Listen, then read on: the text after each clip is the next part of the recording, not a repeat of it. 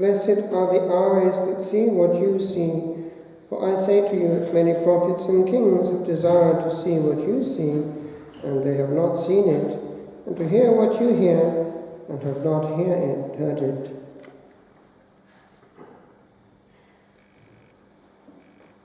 That can be said on several levels. In recent times, it's been brought home to me in one particular domain, even actually this very morning. It's the level of those who perhaps are saying that to themselves right now. On the other side, I mean. If only I had one more minute of time. We can expand it with regard to the gospel that follows. For the Lord here indicates what true neighborliness is, and helping someone else on the road. Transpose, on the road of life. The word neighbor, in German would be Nachbar, near, the root is there, and in Latin it's proximus, and it's the superlative, it's the closest to us.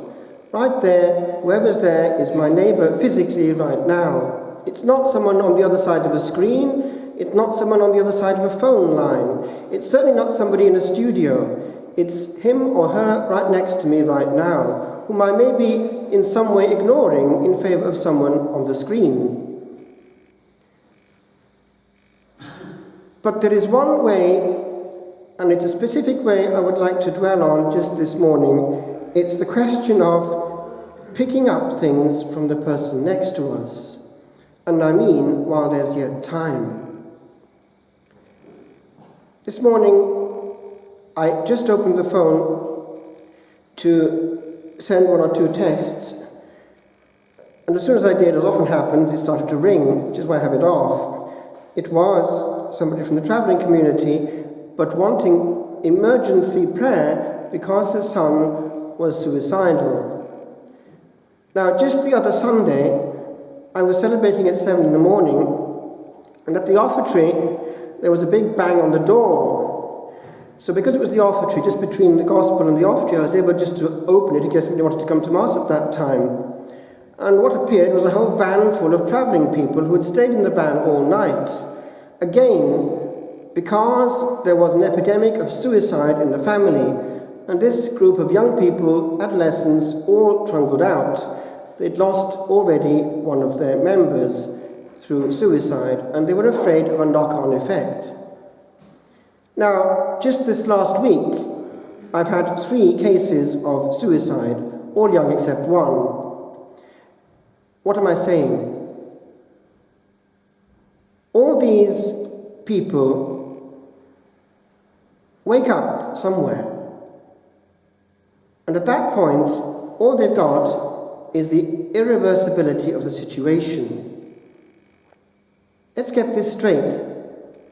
It would seem that this is so fashionable, this solution, that it's become almost like, let's have a quick cup of coffee. Well, look, a quick suicide is not quick in its return or its effects. It sometimes works. It may actually only be a sending out of a cry of distress, wanting attention, but alas, it sometimes works. And there, what happens? A young person, or not so young, for the first time perhaps, has no distraction. There's no mobile phone. There's no video gadget whatsoever. The only video is the life gone by, which one sees frame by frame, and the life to come, wherever that has earned its place. Also, they are given to understand immediately the pain, the atrocious pain that the act has left behind them. So maybe it's not quite so simple as regards problem solving. What has this to do with the Samaritan? Well, my friends, it could be your case, even this coming week. You could be the proximus, the next person to a person who is very depressed, who's sending out signals that you're not picking up because you're doing too much talking yourself. Conversation is conversari. It means going backwards and forwards, revolving inside. It means a complete exchange and not a bombardment. And very few people seem to cop on to its meaning. How many conversations are bombardments of the other? So the first instance of being a Samaritan would be to have compassion on the pain of the soul next to you. I have noticed by the quiet ministry which I have that very fact of being there and not doing all the talking is a hugely healing process. At last, someone who's listening and picking up what I'm really trying to say. Compare what the average young person has with regard to conversation. Do you think there's much conversation on a Saturday night in a disco when the decibel level is so high that one can't hear a thing without shouting at the top of one's voice? Do you think there's much conversation even in the pleasure of the body when souls are kilometers apart? Do you think there's much conversation in the smoke screen of a pub where all is nourished by Guinness and high-powered laughter is so heavy that it's not the least bit profound? No, my friends, conversation is done with the heart and the internal ear. And the big issue in life is being a Samaritan to a person who's at eternal risk. That's why the whole exposing of oneself day in, day out to conversation without God is actually fatal for the soul, and Satan knows it. So pump them with a godless society, e.g. on the soap operas of our day. Compare that with what in recent times has changed with regard to classical literature. People are not studying quite so much the great authors, I've noticed, for O-levels and A-levels. They're still there, but other things are coming in big time to take its place. I'd like just to pause for a second on this little volume. Do you know why Shakespeare works? It's because eternity is real. Virtually all his grand, certainly tragedies, are based on questions of eternal moment. Take away the crypto-Catholic faith from which Shakespeare is operating, and you have very little in the power of dramatic power. Listen just to these few lines from one great tragedy, and you'll see what I mean. It's the moment of not killing oneself, but this enters into it, because any death brought on is a killing of life. And whether it's one's own life or someone else, it's still illegal.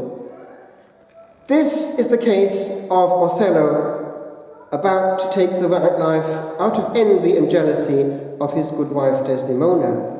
But the play is based on what at this point?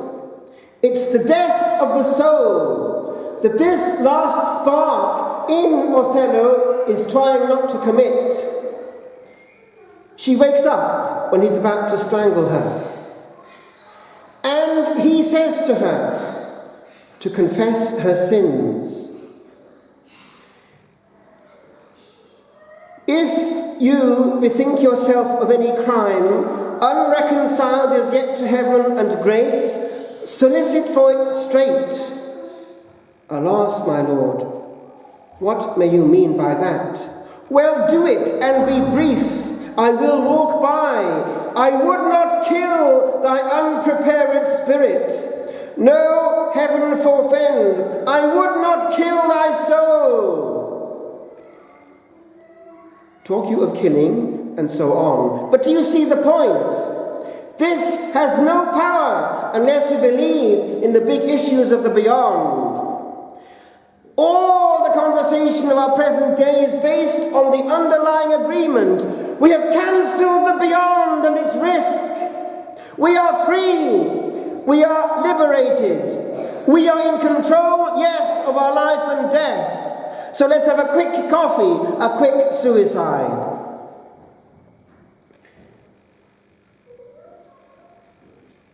Only a century ago, it was not like that. Do you know that in the First World War, massively these young soldiers were being saved, especially from the Catholic sides? Listen to this last moment of somebody compared with what we've just been hearing about people who can't care two hoots about life.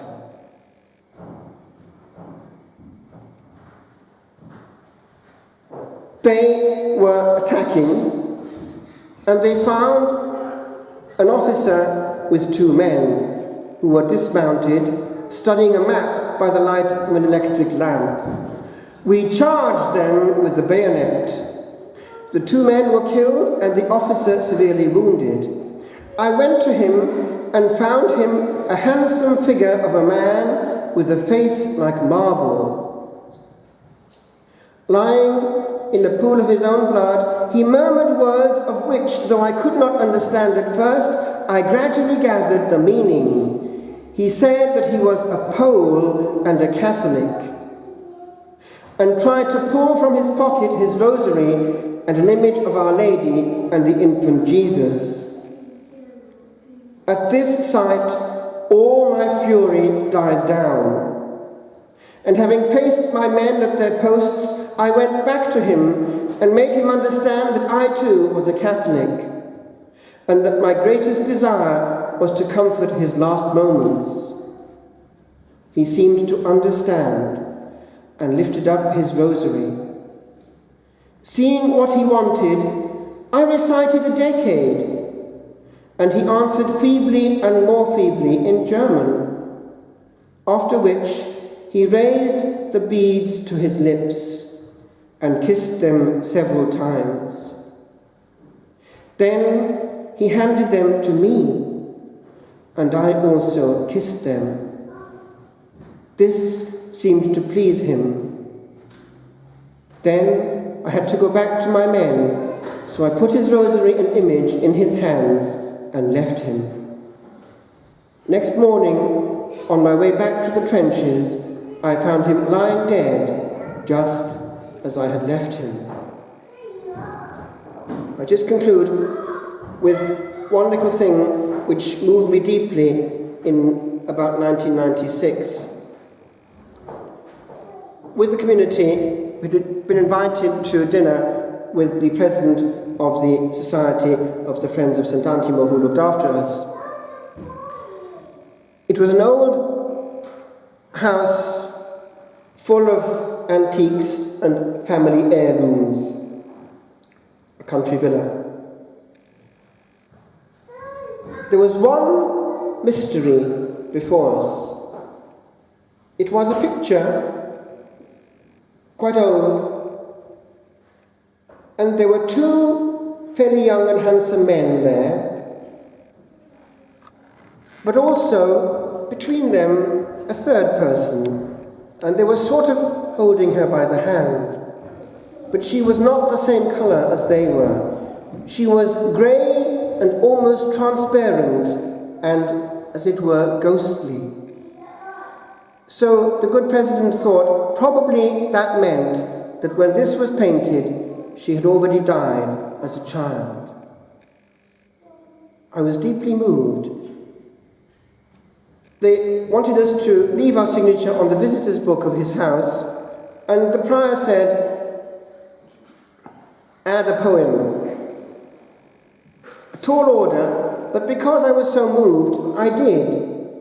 And it was just to write a word to this soul that no one ever talks about, no one ever knew, who came for a few days and went, but exists and perhaps made it, because in those days life was simple not contaminated with video games, but prayers, the sacraments, and grace, and they got home safely.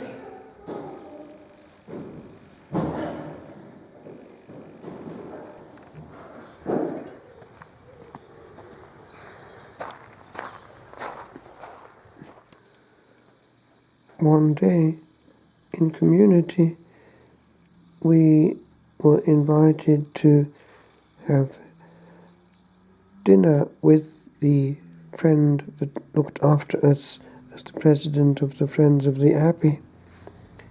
And he had a country house, and in it were the heirlooms of the family.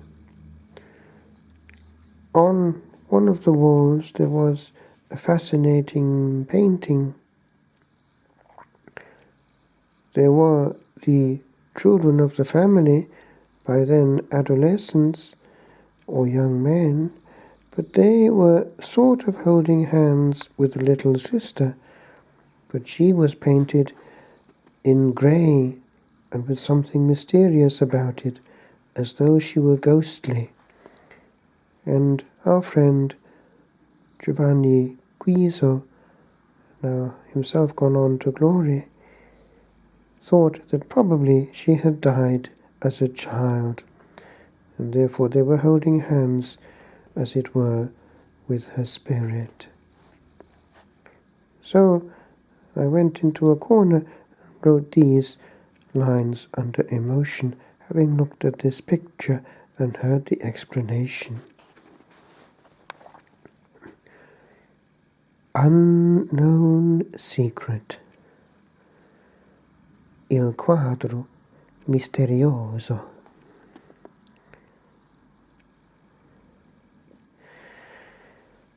There lie upon a canvas many years that travelled never on, while onward went the moments where they were, and many tears once shed one yesterday were never meant for this the morrow's is. For we walk not with sharpened sense well tuned to what has been, and what hurt much a while was soon forgot. For we know not what never we have seen, yet in a face long frigid some may see at whiles a smile that was, and there shines yet 'tween molecules long stilled eternity, in moments caught in painted droplets wet. For tears came once this way, but did not stay, unless it be in this that sighs for aye.